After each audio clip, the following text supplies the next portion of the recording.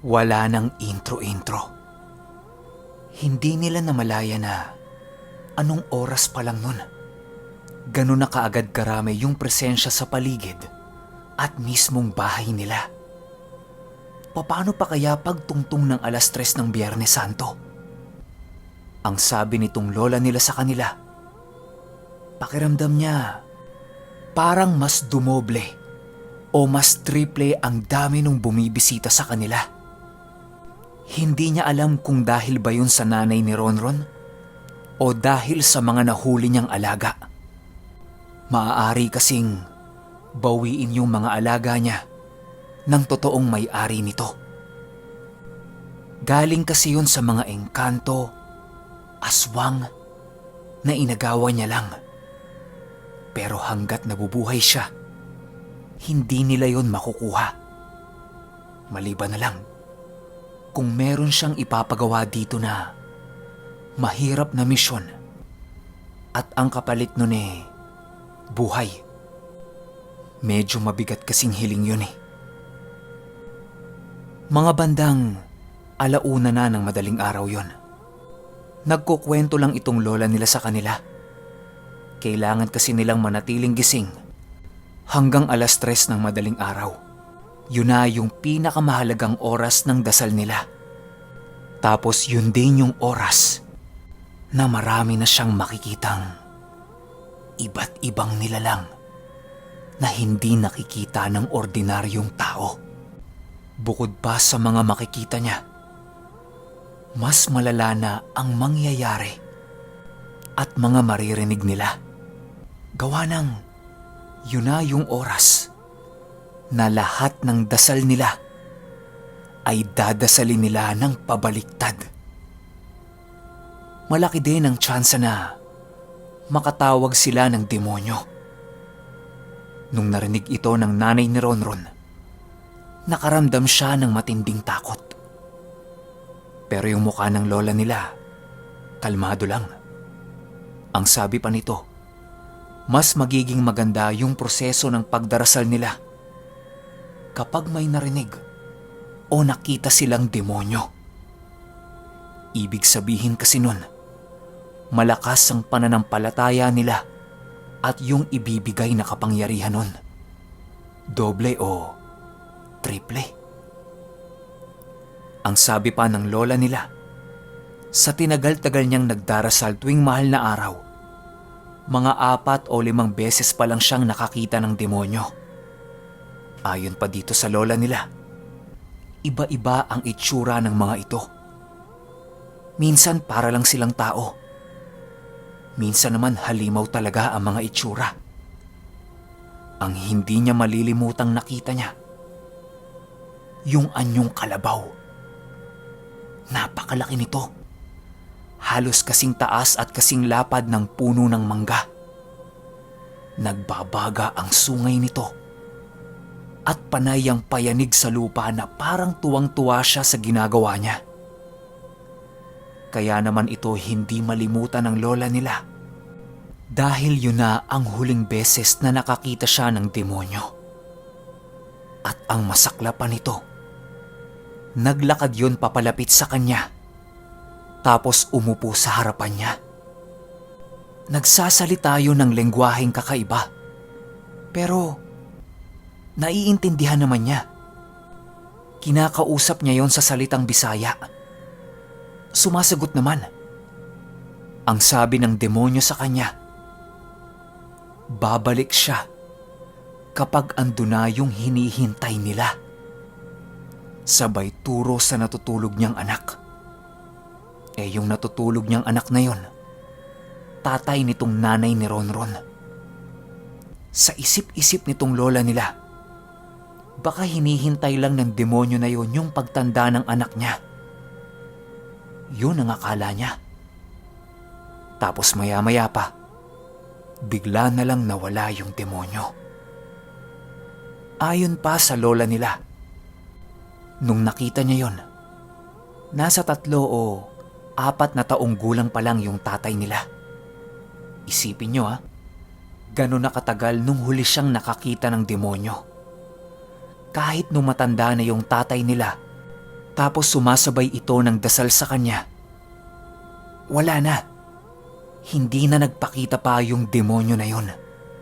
Kaya ang hiling niya para sa unang pagdarasal nitong nanay ni Ronron, makakita sila ng kahit na anong uri o anyo ng isang demonyo. Kahit sandaling-sandali lang.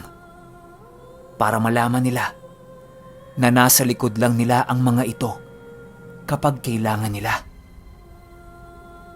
Napatanong itong nanay ni Ronron sa lola niya kung ano ba yung sinasabi niyang alaga. Palagi na lang niyang naririnig yung tungkol dito. Pero wala naman siyang nakikita o nararamdaman. Ano ba yung mga yon? Insekto ba? Hayop? O tao din? Ang sabi ng lola niya sa kanya, hintayin niya mamayang 3:00 ng madaling araw. Malapit naman eh. Naglabas ng banig yung lola niya. Tapos nilagay niya yon sa tapat ng bahay nila. Meron siyang bitbit na 12 kandila. Itinayo niya yon isa-isa. 6 sa kanan, 6 sa kaliwa. Tapos nakaupo sila sa gitna ng banig at nakatutok sila sa direksyon na papunta sa gubat. Bale, yung bahay nila nasa likod nila. Habang sinisindihan ng lola niya isa-isa yung kandila, meron itong mga binubulong na orasyon. Nung may sindi na lahat ng kandila, bago niya ito ihipan, may binabanggit siyang salita. 6 na ulit ginawa ng lola niya yon. Yung sindi ng kandila, ihip para patayin yung apoy, sinde, ihip, sinde. Paulit-ulit eh. Ang sabi ng lola niya sa kanya, tandaan yung ginagawa niyang proseso na yon. Gawa ng yun ang magbubukas ng tarangkahan ng ibang mga nakatira sa kabilang dimensyon. Pagbanggit ng lola niya sa mga salitang yan, nag-aangatan unti-unti ang mga buhok nito. Tumitig sa kanya yung lola niya. Tapos ang sabi nito sa kanya, kung ano man ang makikita, maririnig o mararamdaman niya, wag na wag siyang lalabas sa loob ng panig. Mahirap makipaghabulan. Habang nagsasalita itong lola niya, pansin niya na yung buhok nito, buhaghag na. Yun bang nakataas na lahat? Ang sabi niya sa lola niya, Nang, yung buhok mo. Pangiti-ngiti lang yung lola niya sa kanya. Ang sabi, hayaan lang. May mga natutuwa lang sa kanya. Ang sabi pa ng lola niya, malapit nang mag-3:00. Pakiramdaman niya yung hangin. Ito namang nanay ni Ronron, pumikit. Para ramdam niya talaga yung hangin. Kaso lang, parang wala naman. Normal na malamig. Kasi 3:00 na ng madaling araw yun eh. Maya-maya pa, napakunot na lang yung noo niya. Gawa ng nararamdaman niyang may humahawak sa braso niya. Magaspang yung kamay. Tapos yung texture, parang lupa. Medyo nakikiliti siya. Makati. Ang sabi niya sa lola niya, Nang, nakikiliti ako, Nang. Pagmulat niya ng mata niya, yung lola niya nakaharap sa kanya. Tapos nakadapa. Paulit-ulit itong merong binabanggit na mga salita habang nakadapang nakatitig sa kanya. Lilingon pa sana itong nanay ni Ronron sa gawing kaliwa niya kasi doon yung nararamdaman niyang may humahawak sa kanya eh. Nang bigla siyang tawagin ng lola niya, Daling! Napatigil siya sa paglingon tapos tumitig siya sa lola niya. Umiiling-iling ito habang patuloy pa rin siya sa pag-usal niya. Ayan na. Samot-saring huni, sipol, ungol, mga nagsasalita. Basta nakakatakot na yung buong paligid. Hindi naman makalingon itong nanay ni Ronron. Gawa ng nakabantay yung lola niya sa kanya. Nung dahan-dahang nawala yung humihipo sa kanya, umupo na yung lola niya. Tapos ang sabi nito, ihanda mo na yung sarili mo. Andiyan na sila. Nanginginig itong nanay ni Ronron habang naghihintay sa sinasabi ng lola niya. Unang-una niyang nakita, mga laman lupa. Kulay putik ang mga balat ng mga ito. Tapos yung mga muka, hindi maipaliwanag. Merong isa lang yung mata, merong malaking ilong, laylay yung labi. Basta, napakapapangit. Para silang mga clay na hindi natapos hulmahin. Ganun yung pagkakalarawan eh. Nakatingin lang yun sa kanila. Wala namang dating yun sa nanay ni Ronron. Hindi siya natatakot. Mas malala pa yung mga nakita niya dati. Patagal ng patagal. Parami na ng parami yung mga iba't ibang nilalang sa paligid.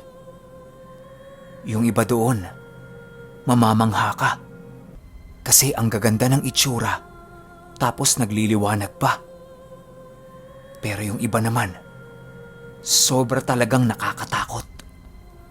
Meron pang nakita itong nanay ni Ronron na malapit lang sa kanila. Sobrang haba ng ulo no na nakalaylay sa lupa. Para siyang ahas na merong katawan ng tao. Yung ulo sa ahas, yung katawan sa tao. Hindi lang maaninag ng nanay ni Ronron yung pinakaulo nun. Gawa ng sobrang haba kasi.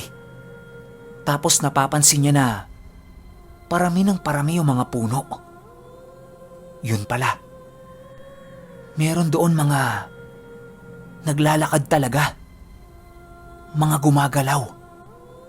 Pero ang hinding-hindi malilimutan nitong nanay ni Ronron, yung merong umupo sa tabi niya na kung tawagin ng lola niya ay putak.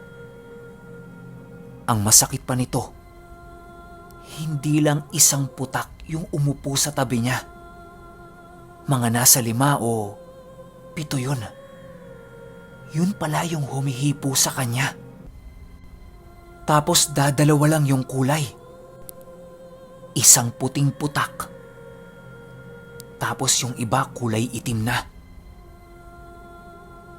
Para sa mga hindi nakakaalam, ang putak ay isang uri ng engkanto na nababalot ng lupa ang buong katawan. Para silang mga... Teka, paano ba? Mga isda sa lupa. Ganito, kung yung mga isda ay nakakalangoy sa dagat, tapos doon sila namumuhay, itong mga putak naman, sa lupa lumalangoy. Tapos doon sila kumukuha ng kanilang hangin. Gets nyo ba? Ganun kasi yung paliwanag eh. Ako, sa buong buhay ko, ngayon ko lang narinig to. Ni katiting wala akong ideya sa nilalang na yan. Pero yun nga, putak ang tawag ng lola niya dito. At ayun na din, ang sagot sa tanong niya sa lola niya na kung ano ba yung tinatawag nitong mga alaga. Halong takot at paghanga ang nararamdaman ng nanay ni Ronron nung mga oras na yon. Gawa ng kahit parang balot ng lupa yung katawan nila, madudulas ito. Maliban sa kamay kasi magaspang eh. Tsaka para silang mga nagsasayaw. Ang nakakatakot lang sa kanila, yung itsura nila. Wala silang mata, ilong, tenga, leeg. Ang meron lang sila, ulo, malaking bibig. Tapos rekta na kaagad sa katawan nila. Mahahaba rin ang mga kamay nito at paa. Gawa ng nung tumayo yung isang putak, halos kalahati na ito ng bahay nila. Ang namumukod tangi lang sa mga ito ay yung kulay puting putak. Nakalingkis lang ito sa lola niya at para bang ayaw nitong umalis doon. Kapag bumubuka ang bibig nito, nag-uusal yung lola niya tapos iniihipan yung bibig ng putak. Naririnig din ng nanay ni Ronron na may lumalabas na tunog sa mga ito. Hindi niya lang alam kung tawa ba yun, iyak, sigaw, tili. Kasi parang naiipit yung mga lalamunan nito tapos sa ngalangalan nila nang gagaling yung tunog. Pinakamalapit na pwedeng ikumpara sa tunog ng pabo. Pero mas manipis yung tunog ng mga putak.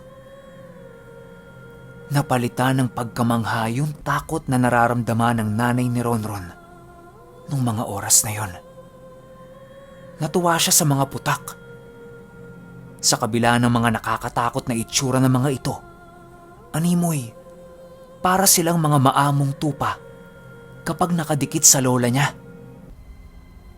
Maya-maya pa, dahan-dahan itong nawala sa paningin niya. Hinanap niya sa lola niya. Ang sabi nito sa kanya, "Tinago ko na. Andiyan na yung mga dating may-ari." Paglingon ng nanay ni Ronron sa kanang bahagi niya, may mga grupo doon. Grupo na parang mga ordinaryong tao, grupo ng kabayo, grupo ng mga laman lupa. Basta, tumpok-tumpok na sila doon. Kasi yung mga nauna niyang nakita, kalat-kalat eh. Itong mga to, sama-sama na. Tanong niya sa lola niya, anong grupo doon yung may-ari ng mga putak? Sinipat-sipat ng lola niya yung grupo. May mga itinuro ito sa tapat. Pero ang pinakahuli niyang tinuro, yung grupo ng mga babaeng nakaitim. Ang sabi niya, ayun. Yung nasa pinakalikod, yung may-ari ng puting putak. Mga aswang yan. Tiningnan ng nanay ni Ronron yung tinuturo ng lola niya. Kaso, medyo malayo eh. Kaya hindi niya gaanong naaaninag. Maya-maya pa, lahat ng nakikita niya, pakunti na ng pakunti. Ang natira na lang, yung putak na puti na nakalingkis sa lola niya. Tanong niya dito, "Nang, yun na po ba yun? Hindi na tayo magdadasal?" Umiling-iling yung lola niya sa kanya. Tapos ayan na, may naririnig siyang parang humihinga na toro. Tapos yung lamig ng buong paligid, napalitan naman ng sobrang init. Tagaktak ang pawis ng nanay ni Ronron. Tapos pakiramdam niya, para siyang sinusunog. Ang sabi niya sa lola niya, "Okay, ito yung sinasabi ko sa post ko kanina, kaya dalawang magkasunod tayo. Kasi Ronron 11 ngayon, tapos Ronron 12, maya-maya lang. Gagawin ko lang yung karugtong, kokopyahin ko lang sa email, tapos inanarate ko na kaagad." Alam nyo, may napansin lang ako sa kwento. Yung putak, kung meron mang nakakaalam sa inyo ng nilalang na to, please, nakikiusap ako sa inyo. Kung pwede sana, i-comment nyo sa baba kung alam nyo yung tungkol sa mga putak. Lahat ng klase ng research ginawa ko na pero walang lumalabas. Ano ba? Alaga ba talaga to ng aswang, engkanto, o ng kahit na anong nilalang na hindi natin alam? O may iba pang paliwanag para sa mga nilalang na to. Ako wala talaga akong ideya. Sana meron nakakaalam sa inyo. Yun lang. Kita-kits tayo sa part 12. Maraming salamat.